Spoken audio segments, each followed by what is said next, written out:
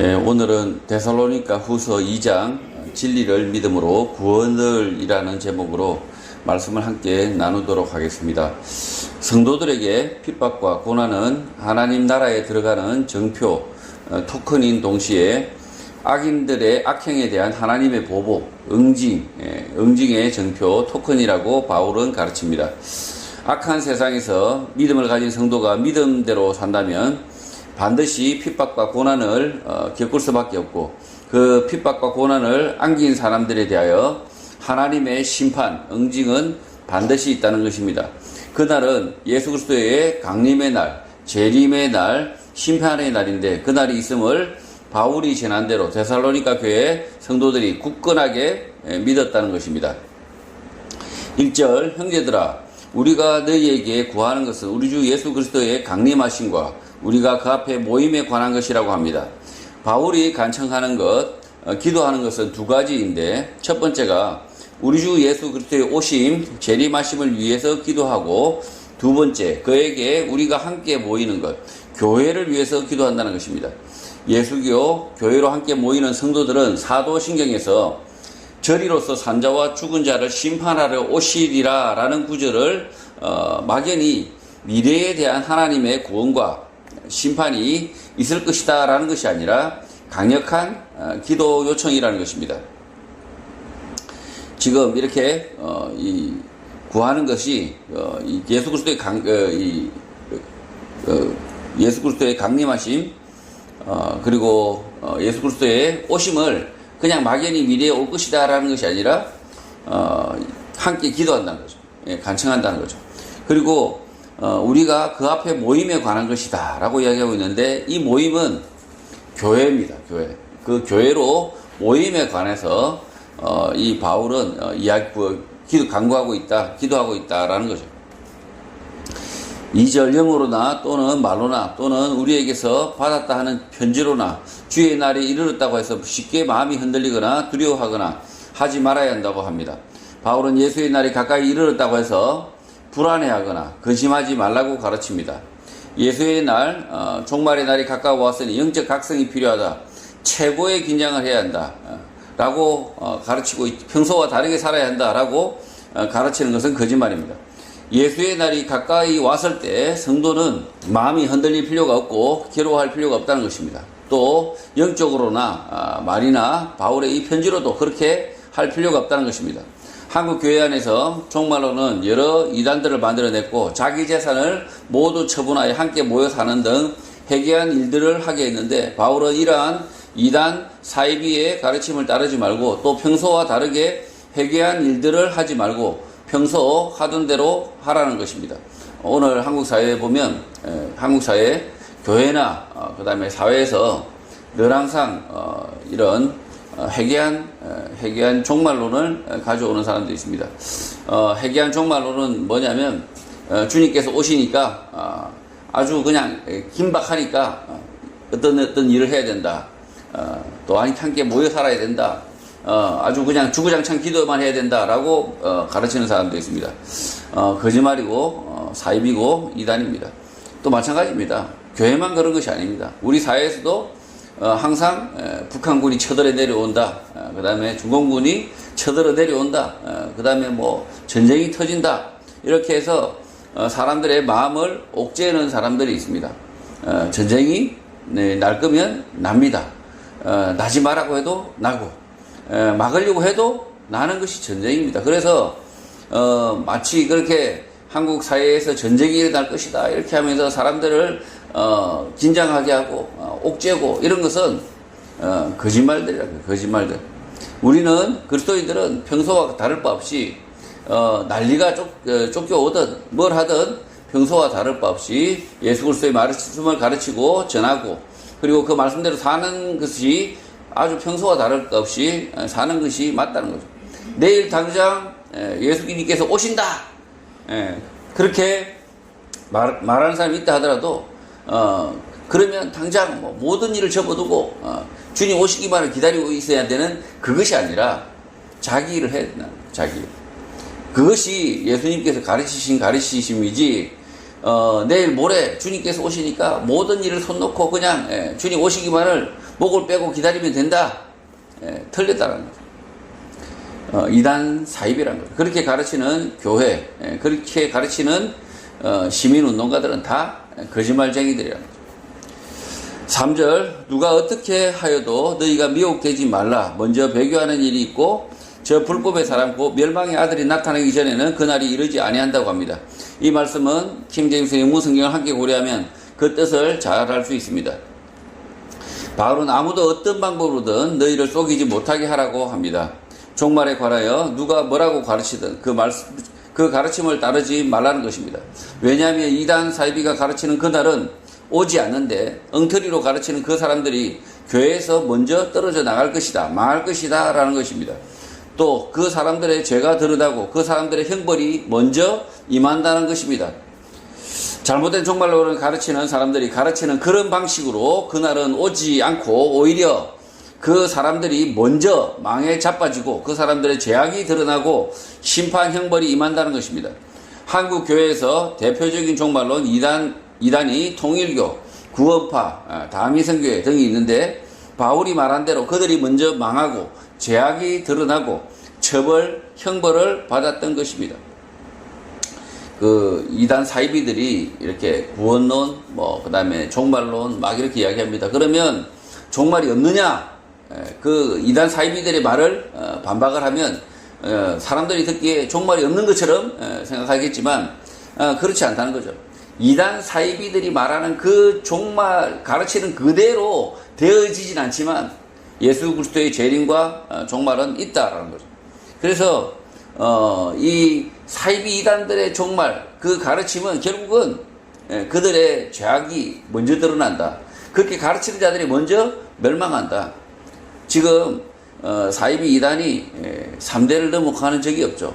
지금 뭐 통일교 문선명도 보면 그 아들이 물려받지 못하고 그 통일교 문선명의 그 부인 한학자가 지금 권력 다툼을 하고 있습니다. 세력 다툼을 하고 있습니다. 그러다 보니까 이들이 먼저 이 자기들끼리 다투어서 소멸하고 심지어 또 범죄를 저질러 가지고 사회에서 문제를 일으켜 가지고 감옥에 먼저 가고 징벌을 받는 거죠. 자, 그래서 잘못된 가르침, 잘못된 종말론은 결국은 이 종말이 없는 것이 아니라 그들의 가르침대로 되어지지 않고 그들이 먼저 망하고 그들이 먼저 심판받는다는 거죠. 4절 그는 대적하는 자라 신이라고 불리는 모든 것과 숭배함을 받는 것에 대항하여 그 위에 자기를 높이고 하나님의 성전에 앉아 자기를 하나님이라고 내세운다고 합니다. 잘못된 종말론을 가르치는 그들은 대적하는 자들, 반대하는 자들인데 자기를 모든 것보다 높인다, 우상화한다고 합니다. 그래서 자신을 하나님이라고 말하고 예배를 받기도 하고 하나님의 성전에 하나님인 양 앉기도 하고 스스로 하나님으로 보이려고 한다는 것입니다. 거짓 종말론과 사이비 이단은 매우 긴밀한 관계가 있다는 것입니다.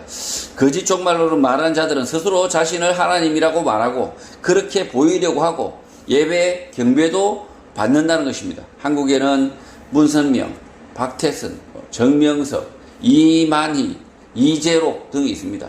이들이 이 사이비 이단 종말론을 가르치는 사람들은 대부분이 자신들이 하나님의 자리에 앉아서 예배도 받는다는 거죠. 인간이 신이 되어서 경배도 받는다는 거죠.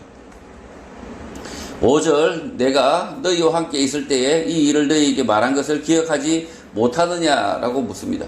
바울은 이미 거짓 종말론, 잘못된 종말론을 데살로니가 교회에 있을 때에 이 이단 사이비가 어떻게 나타나 말하고 행동하고 망하는지 앞서서 설명을 했다는 것입니다. 그것을 기억해 보라는 것입니다. 지금 바울이 불과 3주, 그러니까 새 안식일 동안 데살로니가 교회에서 가르쳤지만 그 가르침 중에 이단 사이비들, 이단 종말론을 가르치는 자들이 나타나서 그들이 가르치지만 결국은 그들이 망하는 것을 말을 했다는 거죠. 지금 이 데살로니가 교회 안에도 벌써 지금 유대인들이 이 종말론에 대해서 예수의 재림에 대해서 비판하고 있습니다. 종말에 대해서 비판하고 있다. 왜냐하면 이 데살로니가 교회의 성도 중에 어떤 성도가 갑작스럽게 죽었단 말이죠. 죽었는데 이 사람이 갑자기 죽으니까 그 봐라. 어떤 사람은 종말이 없다. 예수의 재림이 없다라고 얘기하고 있고, 어떤 사람은 전혀 엉뚱한 이 재림, 종말을 가르치고 있다는 거죠. 그래서 지금 이런 잘못된 종말론이 나타날 것을 이미 바울이 예견을 하고 이미 한 차례 그것에 대해서 말했다는 거죠. 6절, 너희는 지금 그로 하여금 그의 때에 나타나게 하여 막는 것이 있는 것을 안다고 합니다. 예수님의 재림, 다시 오시면 그의 시간, 그의 때에 임하게 되는데, 예수 그리스도의 때에 임합니다.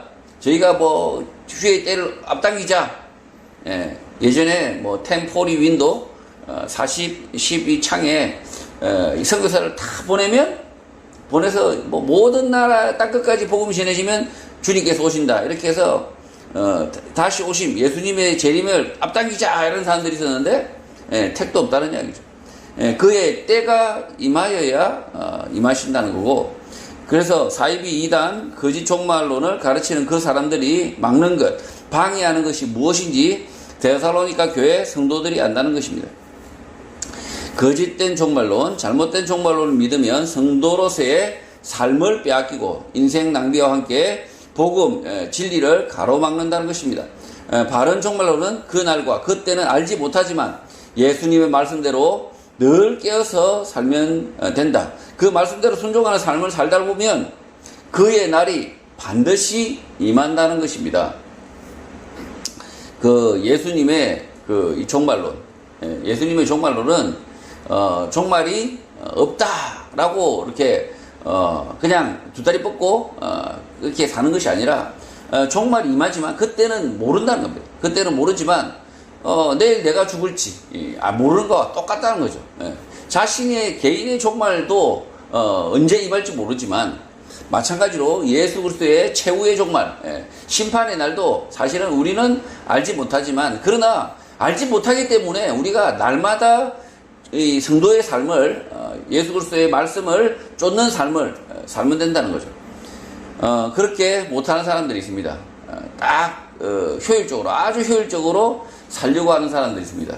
예수님이 딱 오시는 그날을 캐치를 해서 그전에는 지 살고 싶은 대로 살다가 주님 오시기 하루 전이나 일주일 전부터 착하게 예수님의 말씀대로 살다가 구원 얻고자 하는 아주 효율적인 사람들이 있는데, 그것은 잘못된 생각이라는 거예요. 그런 효율은 없다는 거죠. 그런 효율은 없고, 그래서 이 종말이 없다라고 믿는 사람들도 아주 심각한 문제가 있고, 그리고 종말이 언제인가를 예측하는 사람들, 그래서 지금은 이렇게 살아야 된다, 이렇게 말하는 사람들은 다 거짓말쟁이들이라고 해요. 예수님의 이 종말 심판의 날이 언제일지 모르니 우리는 늘 예수 그리스도의 말씀을, 오늘 깨달은 이 말씀을 오늘 내가 실천하지 못하면 내일은 없을 수 있다는 거죠. 그래서 예수 그리스도를 믿는 사람들은 내일이 항상 주의 날일 수 있다, 재림의 날일 수 있다 라고 생각하고 오늘 하루를 순종하고 말씀을 깨달은 바대로 사는 것이 중요하다는 것.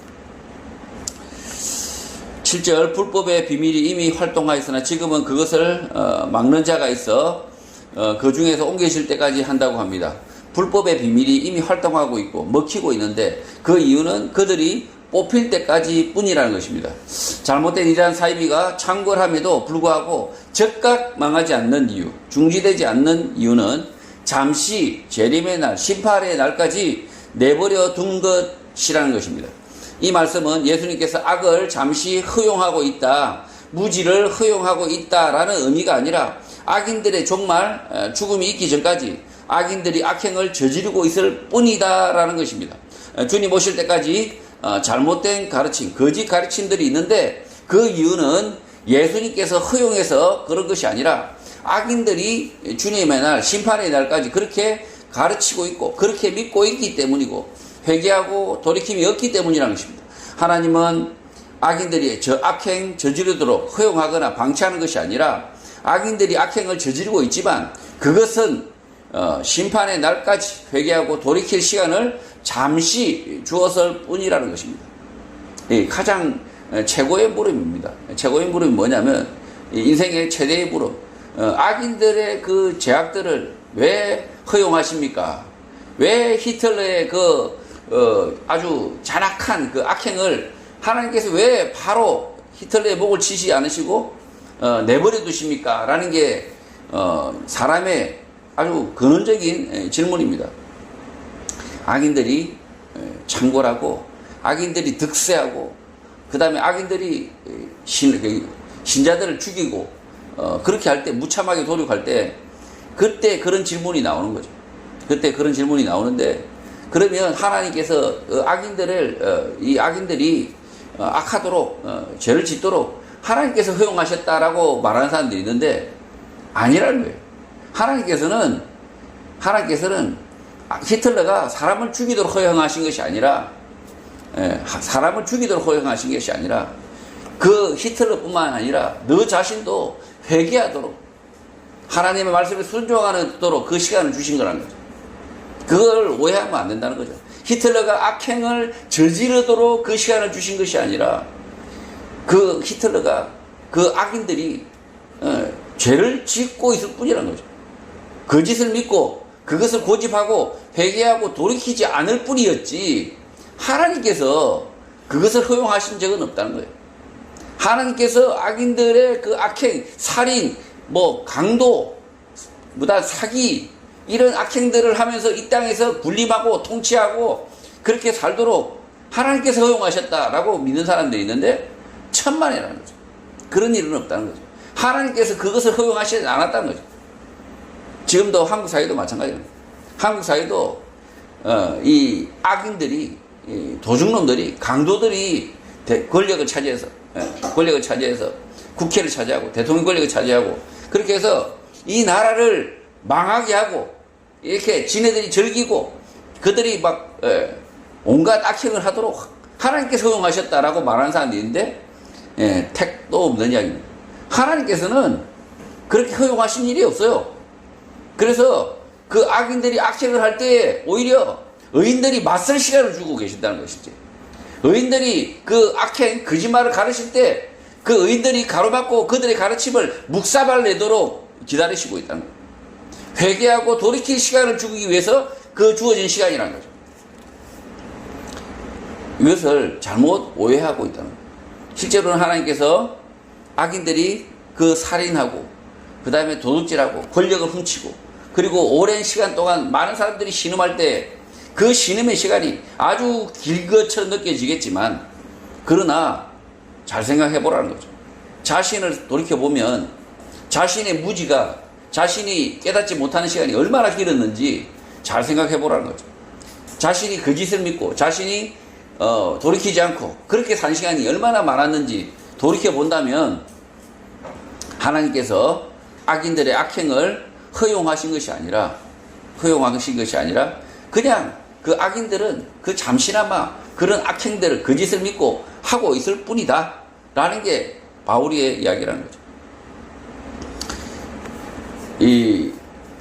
우리 사회 문제, 그 다음에 영적인 문제뿐만 아니라 사회 문제도 이런 시각으로 생각을 해야 되는데 마치 하나님께서 악한 왕을 주셨다라고 생각을 합니다. 악한 대통령을 주셨다.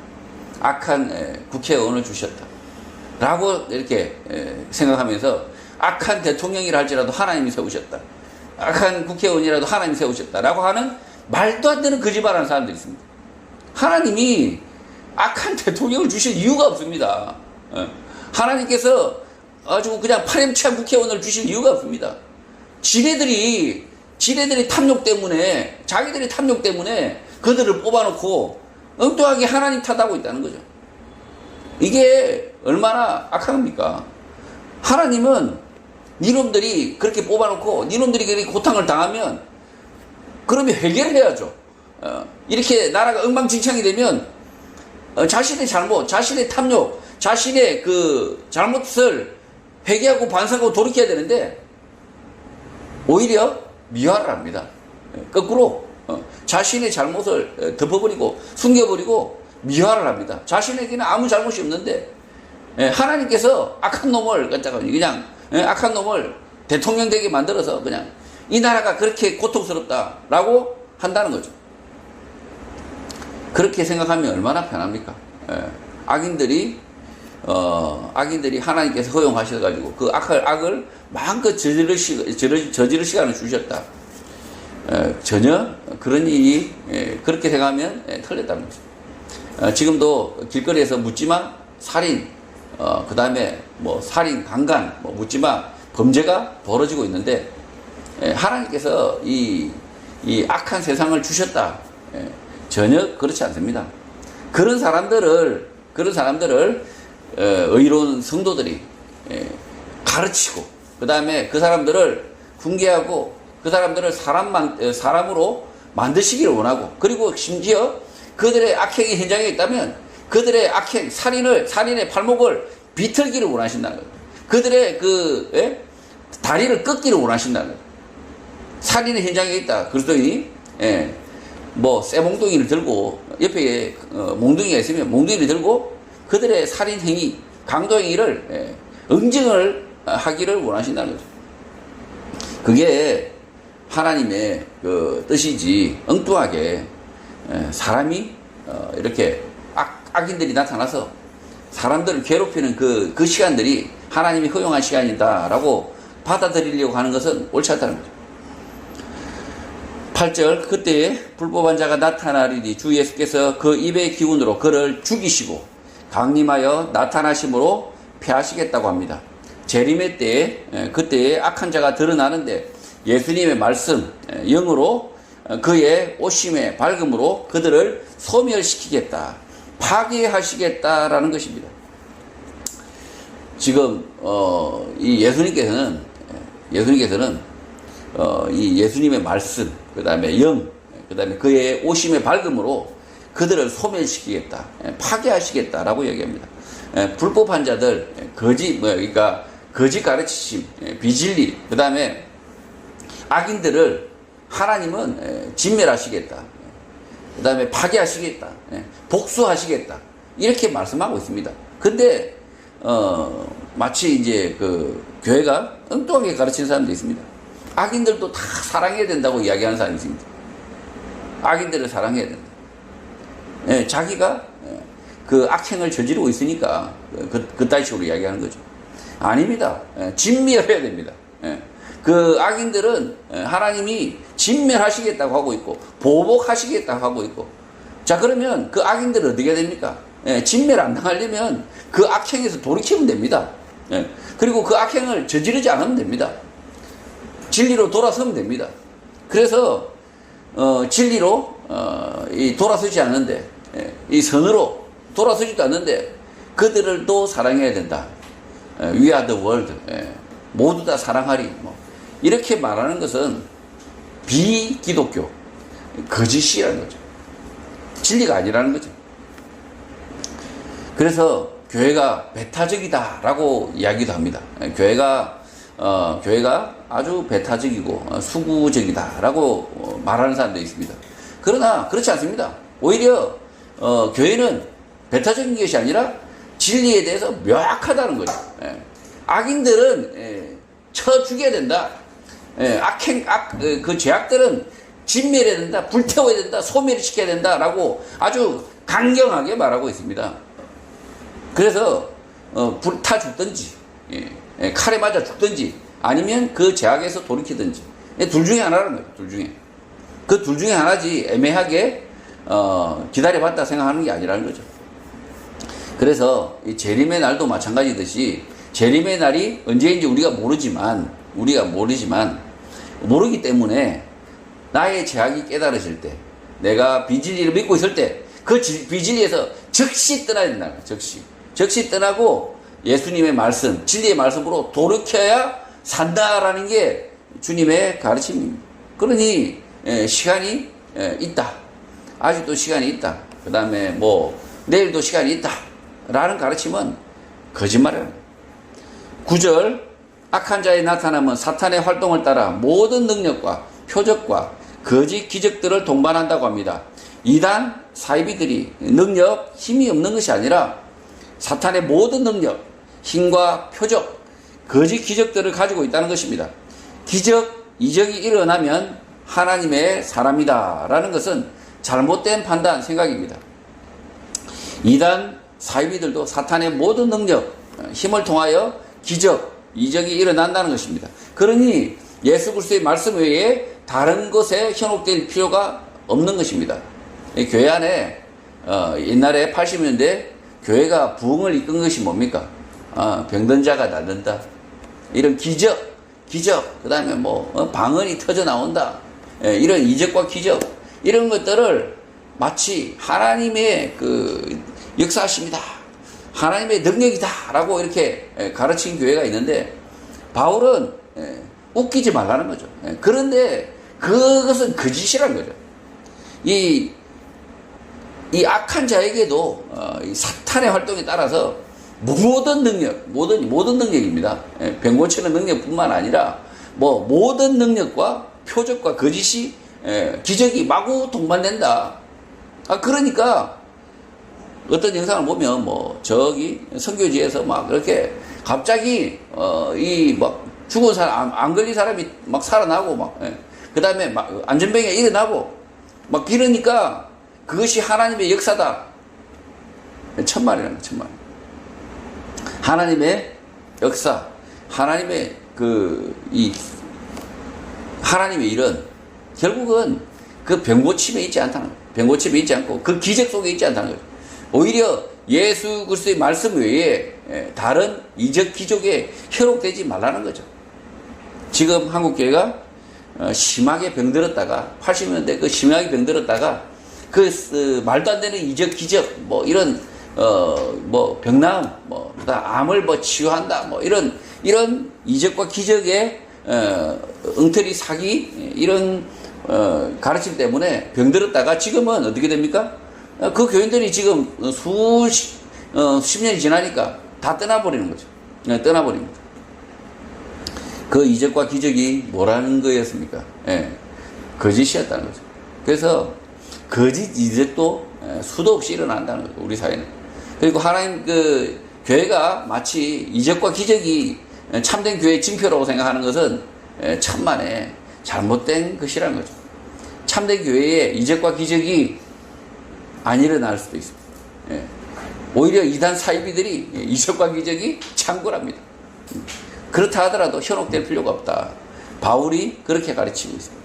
바울은 예수님의 말씀 외에 다른 곳에 현혹되지 말라라고 지금 가르칩니다. 10절 불의의 모든 속임으로 멸망하는 자들에게 있으리니 이는 그들이 진리의 사랑을 받지 아니하여 구원함을 받지 못하기 때문이라고 합니다. 기적과 이적이 실제는 불의의 모든 속임수와 함께 멸망하는 자들에게로 오시는 것이라고 합니다. 사이비 이단들의 기적도 사람들이 믿게 되는데 그것이 그들을 멸망으로 이끈다는 것입니다. 사탄의 기적과 이적들을 믿게 되는 이유는 그들이 진리의 사랑을 받아들이지 않아서 구원을 받지 못하기 때문이라는 것입니다. 한국교회에 많은 능력, 이적, 기적을 앞세우는 거짓 가르침, 잘못된 가르침들이 많습니다.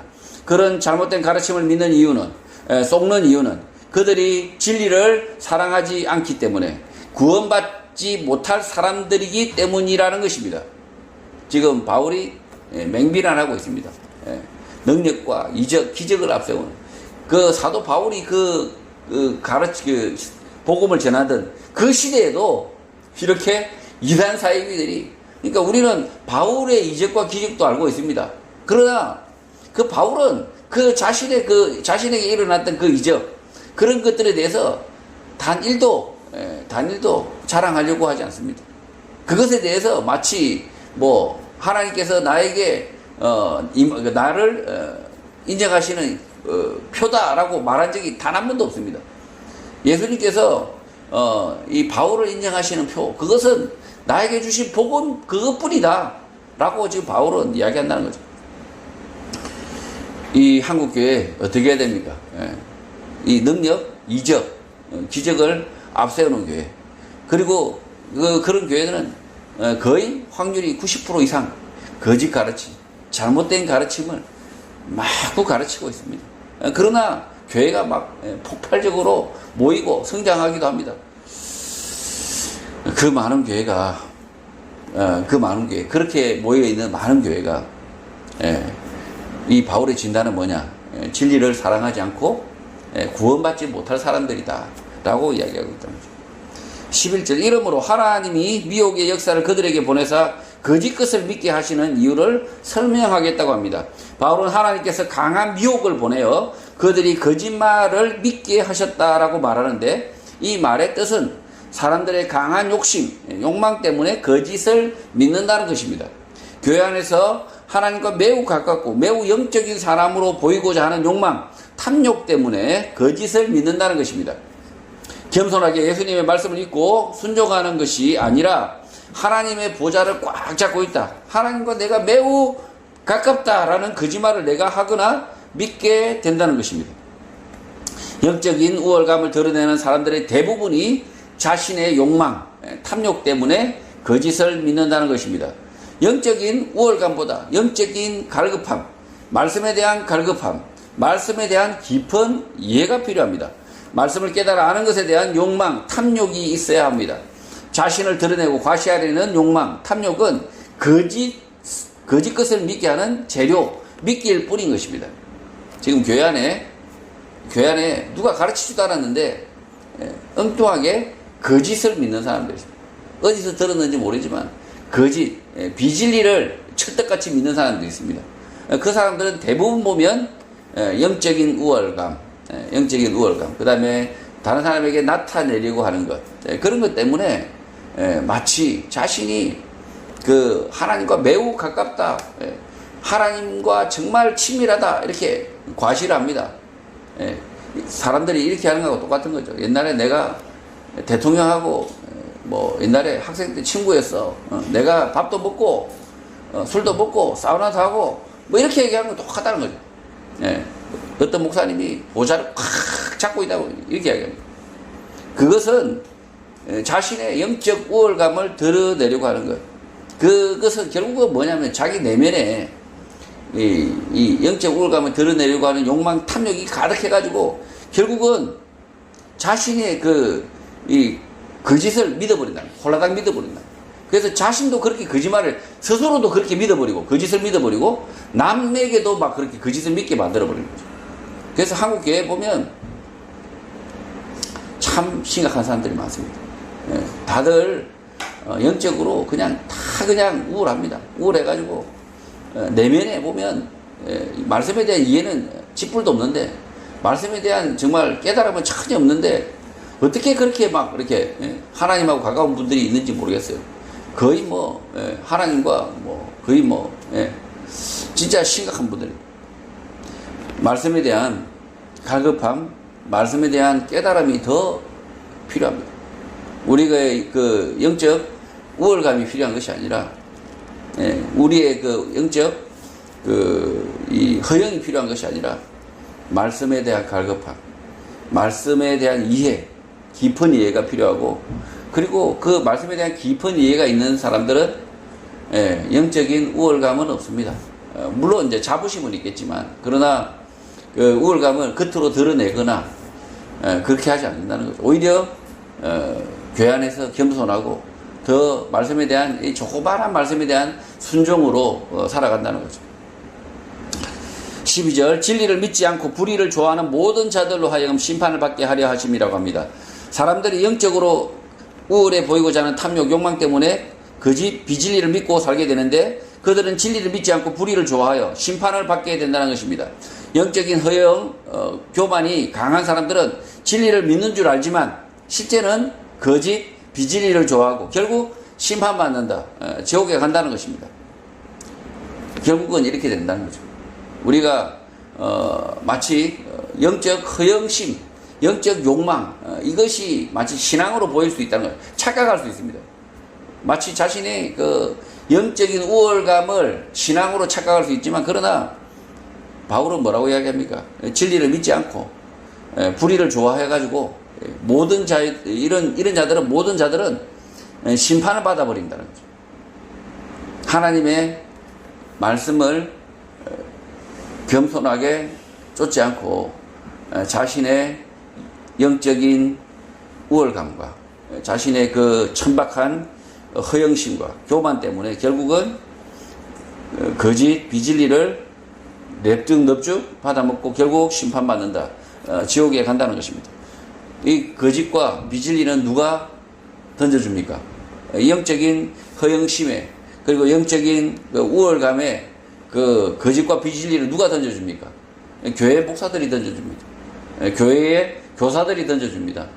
그래서 그 허영심과 이 탐욕 때문에 그 신앙도 이 탐욕으로 넙죽 받아먹고 우쭐우쭐하고 그렇게 믿다가 지옥에 가버린다는 거예요. 13절 주께서 사랑하시는 형제들아 우리가 항상 너희에게 관하여 마땅히 하나님께 감사할 것은 하나님이 처음부터 너희를 택하사 성령에 거룩하게 하심과 진리를 믿음으로 구원을 받게 하심이라고 합니다. 비진리 거짓을 좋아하고 속아서 심판 지옥을 가는 자들과 다르게 주께서 사랑하시는 데살로니가 교회 형제들로 인하여 바울은 항상 하나님께 감사한다고 합니다. 그 이유는 하나님께서 처음부터 너희를 택하여 성령의 거룩히 구별하심과 진리를 믿는 것을 통해 구원에 이르게 하셨기 때문이라는 것입니다. 지금 이 데살로니가 교회 성도들에게 구원을 이야기하고 있다는 거죠. 참 이해할 수 없겠지만 이 교회 안에 있는 성도들에게 더 필요한 것이 구원입니다. 교회 안에 있는 성도들에게 필요한 것이 정말 구원이라는 거죠. 믿지 않는 사람들은 애시당초 구원이 있는 줄도 없는 줄도 모릅니다. 근데 교회 안에 있지만 잘못된 가르침, 거짓말 뭐 이런 것을 믿어서 구원이 없는 분이 있기 때문에 그래서 지금 이 바울 사도가 이 데살로니가 교회 성도들에게 구원을 이야기하고 있다는 거죠. 이 데살로니가 교회 안에서도 그 교회 성도로 있으면서도 거짓을 따라가고 비진리를 받아들이면 뭐 어떻게 된다는 이야기입니까? 구원이 없다는 거죠. 그러니까 교회 안에 진짜 필요한 게 뭐냐? 구원이라는 거죠. 제가 영화 밀양을 자주 소개하지만 어쨌든 거기에 야외 예배에 나와서 막 이렇게 예배 드리는 무리들이 한 무리가 있습니다. 한 무리가 있는데 그 주인공 전도연이가 가서 그 밖에 야외에서 막 이렇게 야외 예배 드리고 있는데 스피커로 막 이렇게 설교하고 있는데 찬양도 하고 있고 막 이러고 있는데 기도도 하고 야외에서 이렇게 하고 있는데 전도연이가 갑자기 음악을 탁 틀어버리죠. 그 음악을 틀고 그 예배 그 모임을 깽판을 만드는데 거짓말이야죠. 거짓말이야 이렇게 계속 거짓말을 결국은 뭡니까? 이 교회 안에도 거짓말을 믿는 사람들이 많다는 거죠. 그래서 진짜 구원이 필요한 사람은 누구냐? 교회 안에 있는 사람들. 교회 안에 있는 사람들이 정말 구원이 필요하다는 거죠. 성령의 거룩하게 구별하심은 예수님의 말씀을 깨닫고 믿는 것을 말합니다. 믿는 것은 단순히 안다는 것이 아니라 그 말씀의 뜻을 이해하고 말할 수 있을 뿐 아니라 실천하고 산다는 것입니다. 성령의 거룩하게 구별하심, 진리에 대한 믿음이 있어야 구원이 있고 진리에 대한 믿음이 없으면 구원이 없는 것입니다. 바른 믿음이 있어야 구원이 있다는 것입니다. 14절 이를 위하여 우리의 복음으로 너희를 부르사 우리 주 예수 그리스도의 영광을 얻게 하려 하심이라고 합니다. 우리 주 예수 그리스도께서 영광을 얻으시기 위해서 하나님께서 바울이 전하는 우리의 복음으로 여러분을 부르셨다는 것입니다. 바울은 우리의 복음이라고 말합니다. 바울이 전한 이 복음은 예수교, 우리가 전하는 복음인데 이 복음을 통하여 믿지 않는 자들이 믿고 순종하여 주 예수 그리스도의 영광을 드러낸다는 것입니다. 바울은 자신이 전하는 예수님의 가르침, 말씀에 대한 확신이 있습니다. 그래서 자신의 가르침에 대하여 우리의 복음이라고 말하는 것입니다. 바울이 가르치는 이 복음을 성도들이 믿지 않는다면, 이견이 있다면 우리의 복음이 되지 않는 것입니다. 예수님교회도 매주 말씀을 함께 보고 함께 그 말씀의 의미들을 깨닫고 확인하고 있는데 우리의 복음이 되려면 그 말씀이 예수 그리스도의 말씀이어야 하고 거짓이 없어야 하고 비진리가 섞이지 않아야 하고 함께 공감하고 공유되어야 하는 것입니다. 그렇게 될 때 우리의 복음이 주 예수 그리스도의 영광을 얻게 하는 것, 믿지 않는 자들이 교회에 와서 믿게 된다는 것입니다. 예, 주 예수 그리스도의 그 영광이 뭡니까? 주 예수 그리스도의 영광. 교회가 착각하고 있죠. 건물을 아주 크게 짓는 것. 예, 그 다음에 교회가 아주 칭송을 받는 것. 예, 이런 것이 주 예수 그리스도의 영광으로 생각하는 잘못된 교회가 있지만, 그러나 주 예수 그리스도의 영광은 가장 큰 영광이 뭡니까?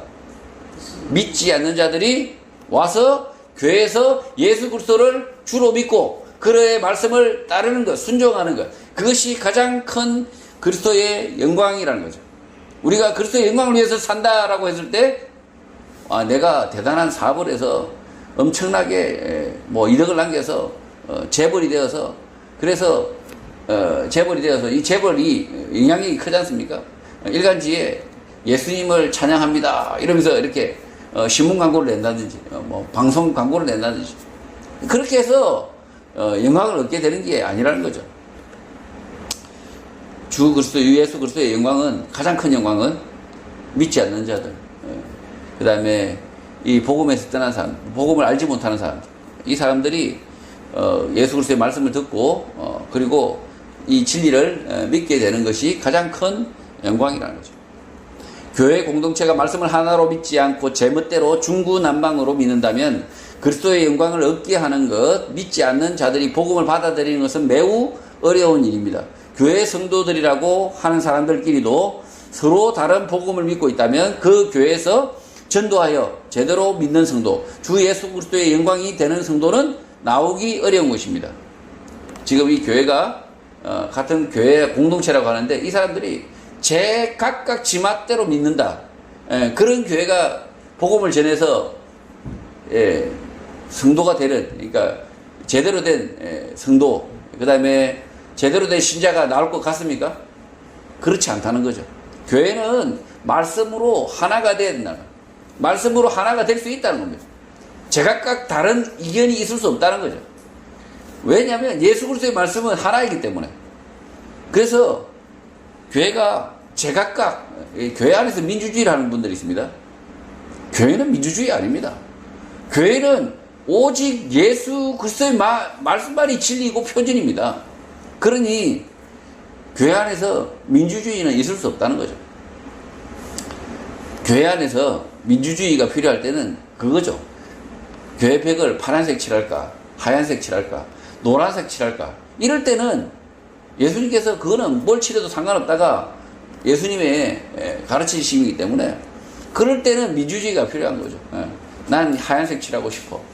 그거는 의견을 받아들일 수 있지만, 그러나 그것이 아닌 다른 것들, 예수님께서 말씀하신 것이 있는데 그것을 아주 교회 성도들끼리 결정을 한다. 예수님의 말씀을 제쳐놓고 성도들끼리 자기들 맛대로 결정한다. 그거는 교회가 아니라는 거죠. 교회는 민주주의가 아닙니다. 엄밀하게 이야기하면 그 예수님의 말씀이 있으시는 그 일들은 민주적으로 결정하면 안 된다는 거죠. 오히려 예수님의 전적으로 말씀을 쫓아야 된다는 거죠. 15절, 그러므로 형제들아 굳건하게 서서 말로나 우리의 편지로 가르침을 받은 전통을 지키라고 합니다. 여기서 전통은 바울이 말로 편지로 가르친 예수 그리스도의 말씀입니다. 그 전통을 굳건하게 지키라는 것입니다.